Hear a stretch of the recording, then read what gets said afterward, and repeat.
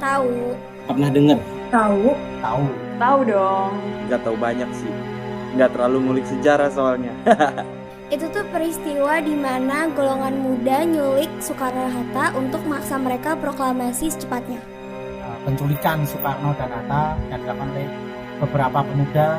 Kemudian mereka seperti bukan memaksa sih, tapi lebih memprovok supaya mempercepat pengumuman kemerdekaan. Peristiwa di mana Soekarno dan Hatta diculik. Mereka dibawa ke daerah Rengas Dengklok.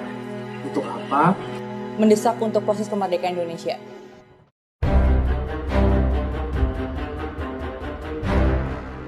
Pada 6 dan 9 Agustus 1945, bom atom meluluh lantakan kota Hiroshima dan Nagasaki, Jepang.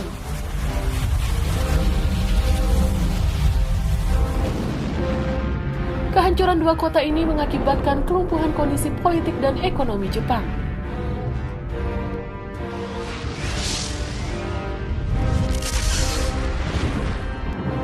Pada 15 Agustus 1945, Jepang menyerah tanpa syarat pada sekutu.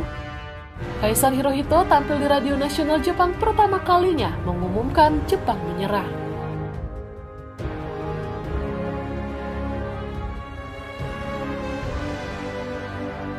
Berita kekalahan Jepang dari sekutu tidak seketika tersiar ke berbagai negara. Namun, berita ini diketahui oleh Sultan Syahrir, yang saat itu melakukan gerakan bawah tanah untuk mempersiapkan kemerdekaan tanpa bekerja sama dengan Jepang. Saat pemuda gerakan bawah tanah di Indonesia mendengar kekalahan Jepang, Soekarno, Muhammad Hatta, dan Rajiman Widyodiningrat sedang berada di Dalat, Vietnam. Sejak kedatangannya tanggal 9 Agustus 1945, mereka baru dapat bertemu dengan Marsekal Hisaichi Terauchi tanggal 12 Agustus 1945. Terauchi adalah pemimpin militer tertinggi Jepang untuk kawasan Asia Tenggara dan sekaligus anak sulung Perdana Menteri Jepang Terauchi Masatake. Ia berpesan bahwa Indonesia harus segera bersiap-siap merdeka, dan itu menjadi tugas Soekarno, Hatta, Rajiman, serta para anggota panitia persiapan kemerdekaan Indonesia untuk mempersiapkannya.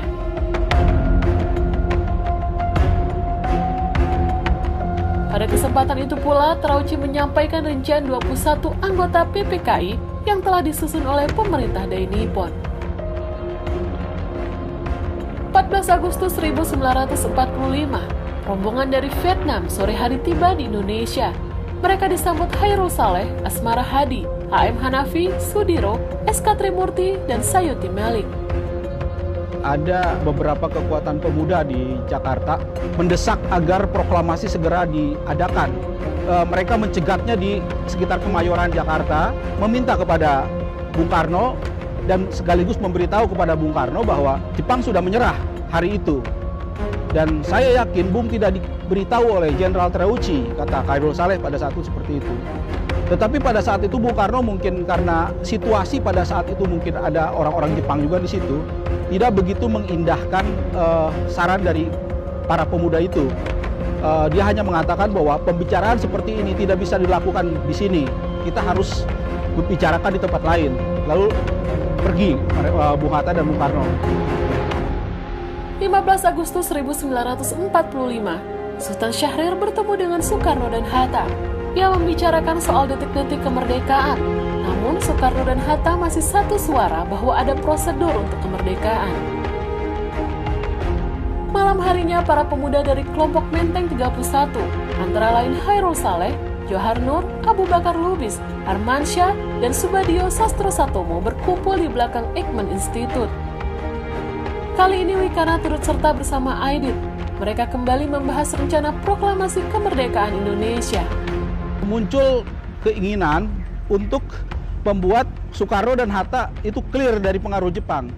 Karena para pemuda itu percaya bahwa ketika Soekarno dan Hatta bicara seolah-olah ketakutan dan menolak saran mereka untuk segera mungkin memerdekakan Indonesia dan melakukan proklamasi, para pemuda mengira bahwa itu merupakan bagian dari ketakutannya Soekarno-Hatta karena masih ada di lingkungan orang-orang Jepang pada saat itu dan di bawah pengaruh Jenderal Terauchi gitu.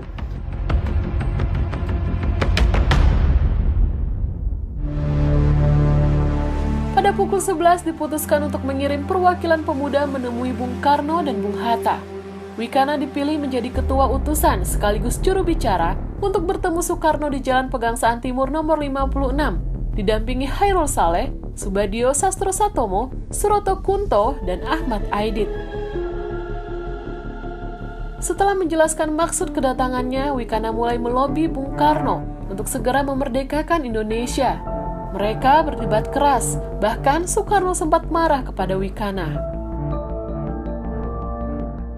Apakah boleh dikatakan bahwa tujuan pemuda-pemuda, kelompok pemuda ini memaksakan kehendaknya kepada Soekarno-Hatta boleh dikatakan gagal karena langkah pemaksaannya untuk segera agar supaya Soekarno secara personally memproklamasikan kemerdekaan, ternyata Soekarno-Hatta tidak menyerah pada paksaan, pada tekanan pemuda kan.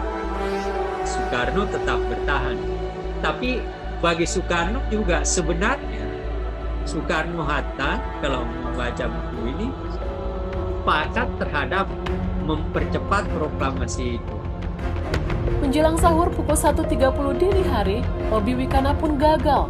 Akhirnya para pemuda undur diri dan melanjutkan rapat ke asrama Baperpi di Jalan Cikini nomor 71.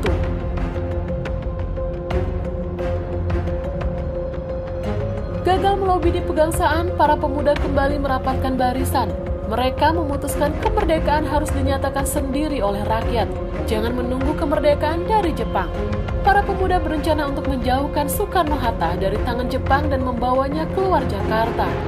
Para pemuda mengira bahwa itu merupakan bagian dari ketakutannya Soekarno-Hatta karena masih ada di lingkungan orang-orang Jepang. Makanya mereka berinisiatif untuk membawa Soekarno-Hatta ke sebuah tempat yang clear dari pengaruh Jepang.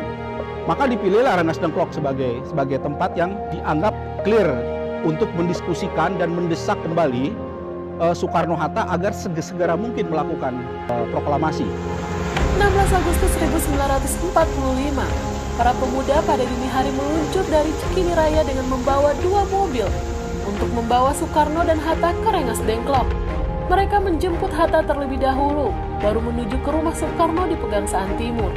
Saat Soekarno dan Fatmawati yang menggendong Guntur keluar dari kediamannya, sedan plat hitam yang menunggu telah berisi Bung Hatta di jok belakang. Kalau istilahnya Hatta di sini dalam bukunya ini menculik, tapi kalau menurut Soekarni, ya dia diselamatkan.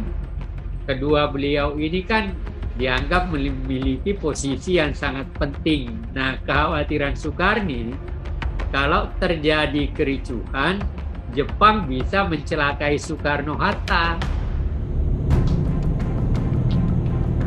Jalanan yang masih gelap gulita, rombongan itu menembus keluar Jakarta ke arah Karawang. Tiba-tiba dalam perjalanan mereka bertukar mobil, karena mobil yang disopiri Winoto harus kembali ke Pegangsaan mengambil susu Guntur yang tertinggal. Rombongan Soekarno-Hatta pun meneruskan ke Rengas Dengklok. Kenapa Bung Karno dibawa ke Rengas Dengklok? Itu relatif dekat dengan Jakarta, karena kalau misalnya ada apa-apa, mereka bisa bergerak cepat gitu. Nah makanya Bung Karno dibawa ke sana dan diamankan ke sana dengan harapan Bung Karno bisa clear dari pengaruh Jepang dan bisa langsung mengucapkan proklamasi di Rengas Dengklok. Pukul 6 pagi tiba di Rengas Dengklok, mereka turun di rumah camat, lalu melanjutkan perjalanan melalui sawah dan sungai. Barulah mereka sampai di rumah Chow Si-seong. Ya waktu itu singgih, jadi kita singgih sama rekan-rekan kan datang kemari, dia mau ketemu, mau minta tempat untuk berunding, anak-anak yang di sini, cucu-cucunya disuruh keluar. Itu kemungkinan segi keamanan supaya jangan nanti Jepang gerbek. Kita nggak ada yang inilah gitu, nggak ada yang kena itulah musibah lah gitu, jadi diungsikan. Guna menjaga keamanan, si empunya rumah diungsikan oleh anggota PETA setempat ke rumah lain. Tinggallah Soekarno, Hatta, Soekarni, Fatmawati, dan Guntur yang masih bayi mendiami rumah tersebut. Soekarno-Hatta hilang, Jakarta panik.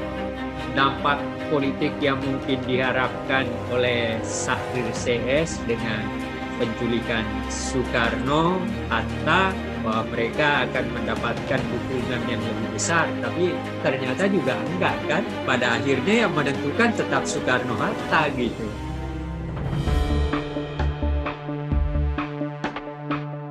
Dalam perjalanan kembali ke Jakarta saat di perbatasan tampak dari kejauhan langit memerah.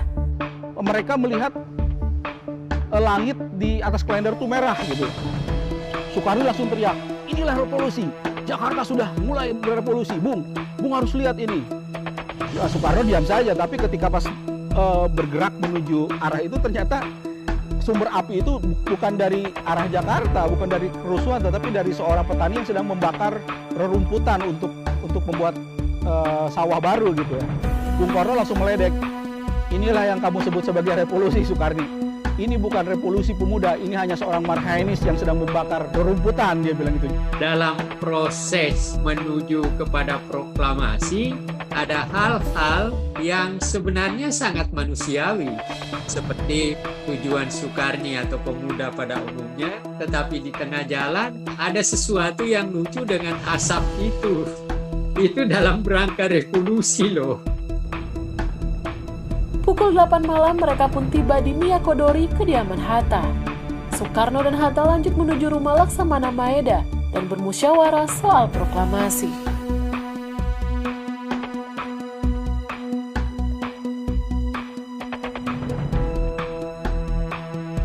Enggak setuju. Nggak tahu deh, nggak tahu. Oh jahat sih, tetep aja penculikannya itu jahat tuh. Anak-anak mudanya nekat banget. Karena kan sebenarnya bisa diomongin baik-baik kan, nggak perlu culik-culikan kayak gitu. Setuju karena aku tahu tujuannya itu baik, tapi tidak setuju mungkin cara yang dilakukan nggak harus penculikan gitu. Pemuda itu memiliki karakter yang berapi-api, menggebung itu. Jadi itu semangat ya, kalau nggak ada tindakan provokatif yang positif, mungkin kita nggak merdeka sekarang. Memang harus gerak cepat, kalau nggak belum tentu Indonesia kayak sekarang.